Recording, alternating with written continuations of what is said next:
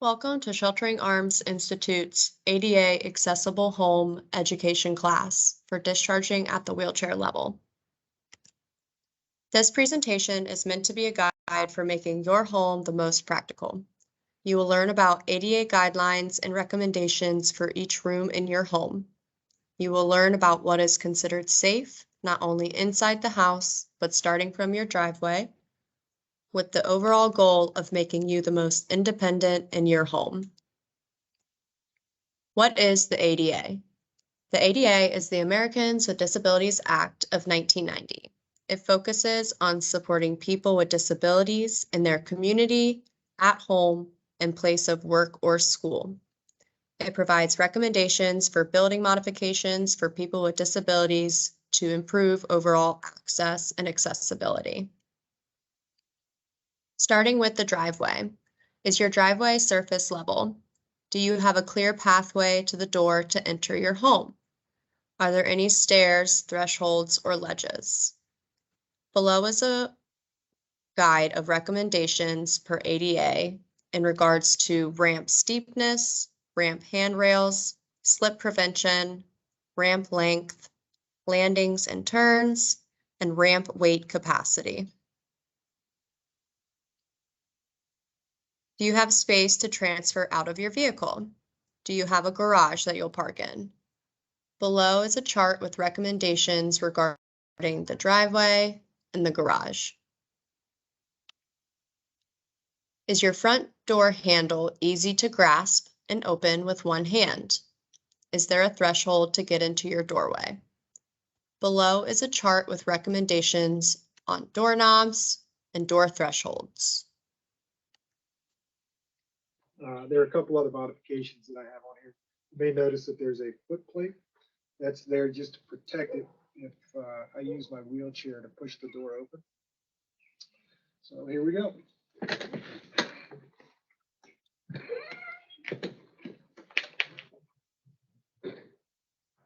So I'm exiting my house. You'll notice on most of my doors, I've put a gate handle right here. So I'm able to close the door behind me without turning around and reaching for the regular doorknob.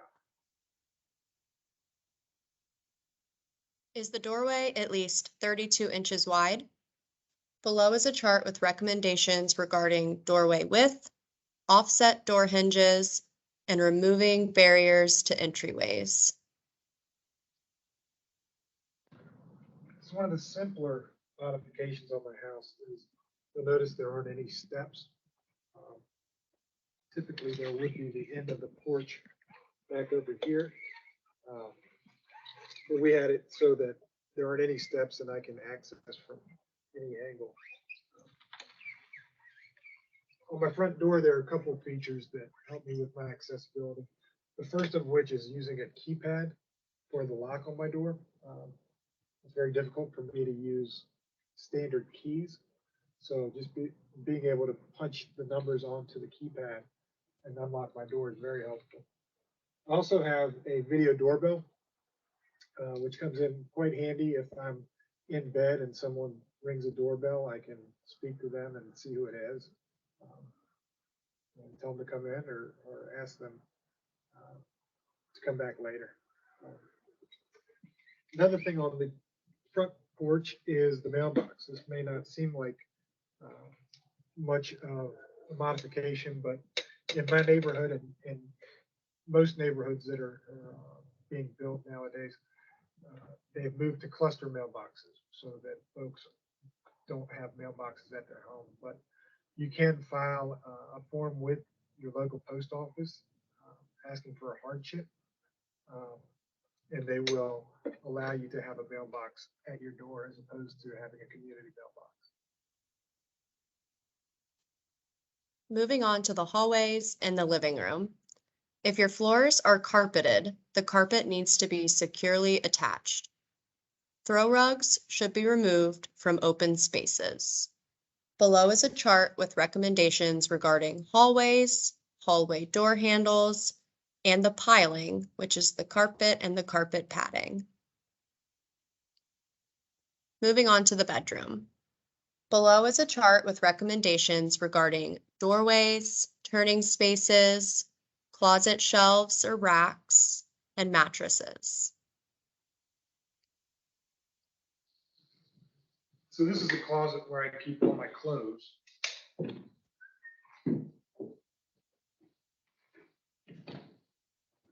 them in there. So most of my clothes hang up on hangers, so they're easily accessible to me, just to pull them off and put them on. One thing about this closet is the racks are a little bit lower so that I can reach them throughout, and has a little bit more space so I can maneuver around it. So when I get up in the morning, I have to turn my light on.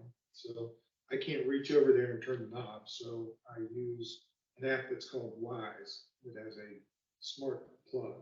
So I just open the app and hit the button and the light comes on. A couple pieces of equipment that I keep on my bedside table. One is a little bit more modern than the other, and that being an alarm clock that will actually project the time onto the ceiling, so that it allows me to see what time it is without having to roll completely over in bed to look at the alarm clock. The other thing is a little bit outdated in a lot of folks' homes. It's a simple landline telephone. The reason I have that next to my bed is mainly for emergency purposes, considering that 911 is a little bit more easily tracked to a landline. When it comes to charging my cell phone, it can be a little bit difficult to plug a wire into the phone. So what I use is a wireless charging pad. So that way I can just set my phone on top of it and it will begin charging.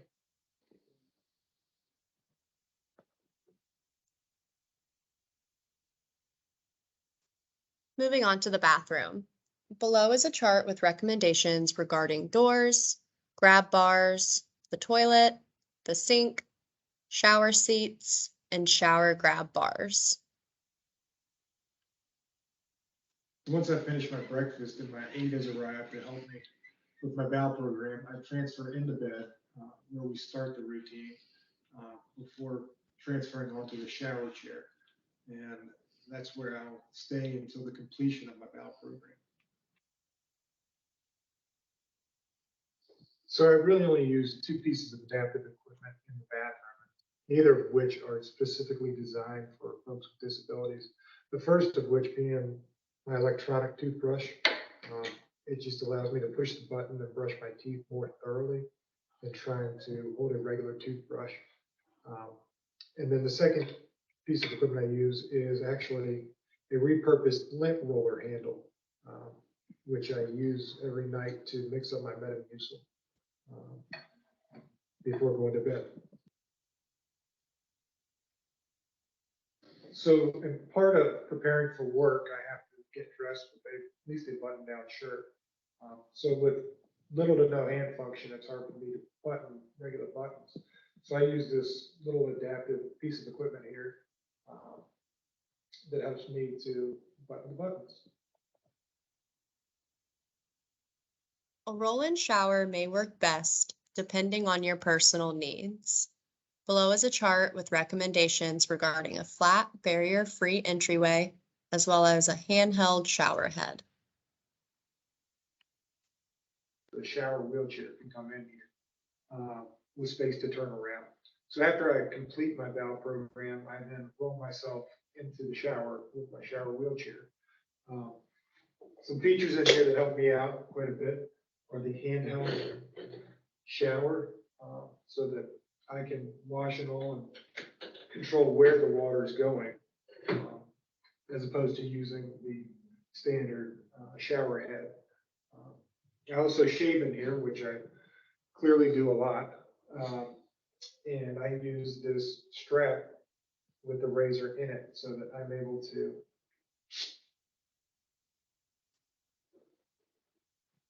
put it onto my hand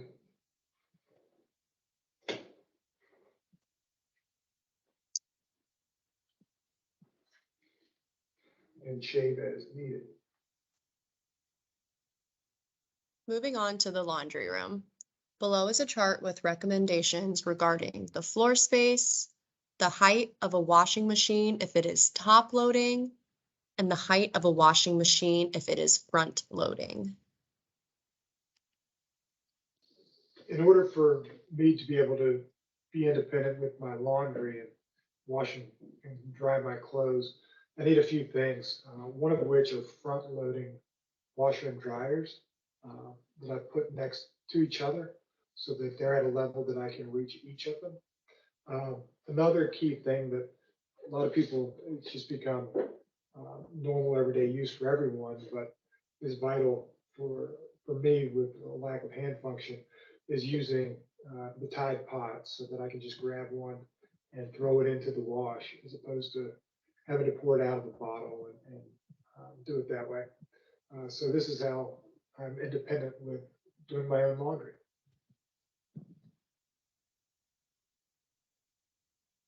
Moving on to the kitchen. Can you reach items on the shelves or in the freezer? Below is a chart with recommendations regarding upper cabinets, upper cabinet shelves, kitchen counters, and countertop clearance. When it comes to refrigerators, I found that having a freezer on the bottom that you can pull out with the double refrigerator doors on top has been very helpful for my needs as a wheelchair user. So this is my pantry. Looks pretty similar to most folks' pantries, except these shelves are a little bit lower so that I can reach everything on any shelf that I need something from. So one issue a lot of wheelchair users run into in the kitchen is being able to utilize the cabinet space. Since we typically can't use the upper level cabinets, so there are adaptations that you can use in order to access upper cabinets. I mainly use the bottom cabinets and maximize their utilization by installing Lazy Susans in this one so that I'm able to access quite a bit more than if I had to try to reach to the back of the cabinet.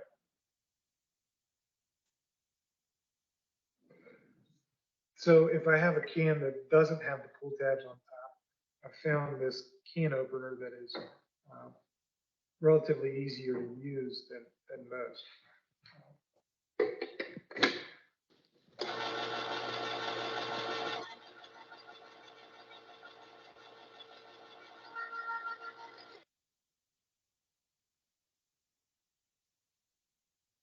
So I don't do much cooking, but when I do, I typically have a can of soup.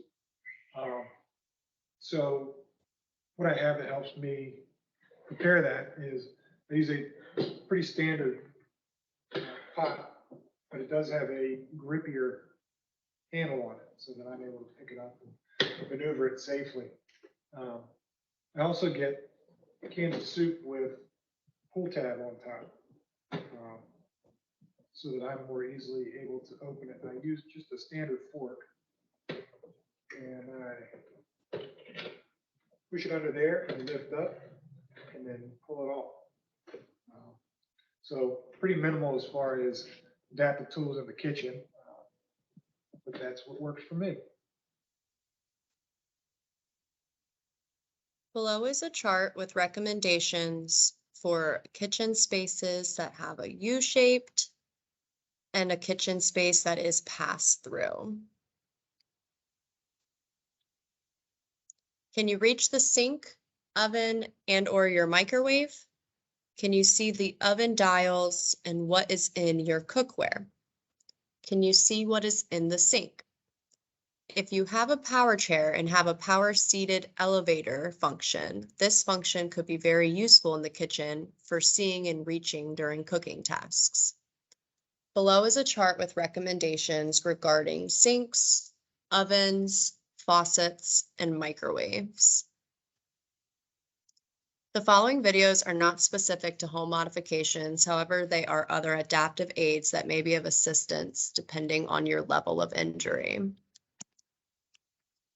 So having a full-time job, I do a lot of work a lot of tables and desks I typically don't roll under. So this desk was built up a few inches to make it accessible for me to be able to get under and work from home. The only adaptation I use on it is built into most computers, and that's called a sticky key.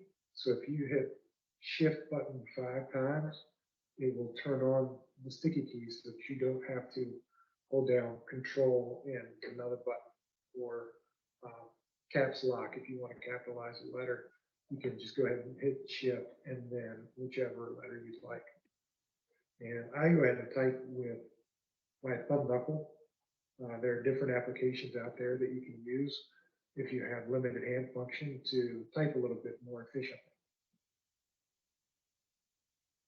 So I have a Nest smart thermostat installed, which helps me out quite a bit because I like to sleep with it cold, and then it needs to be a little bit warmer when I get up. So because I can't regulate my body temperature, having quadriplegia.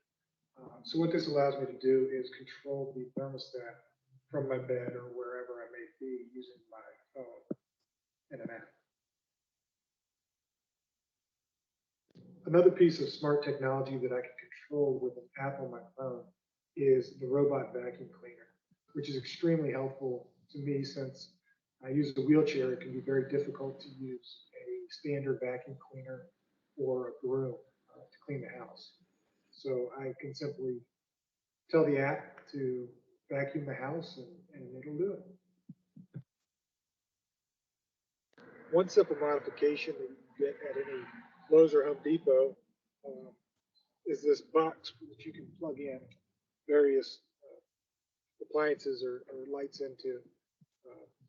What it does is allows you to use a remote to turn things on and off, so that if you have trouble getting to an outlet or being able to plug it in or not, or even operate switches, you can just use this remote to turn things on and off. After a long day of work, one of my favorite activities is to watch TV. So everybody likes sitting in a recliner, but folks with quadriplegia can have a very difficult time trying to use a regular lazy boy. So I use a power recliner, which allows me to kick my feet up where I would otherwise be unable to.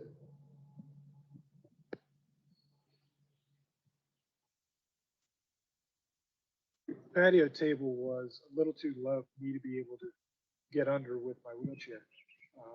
So I went out and bought some bed risers that you typically find for dorm room beds and whatnot. Flip them over and put them under the legs of the table so that I'm now able to get under my table comfortably.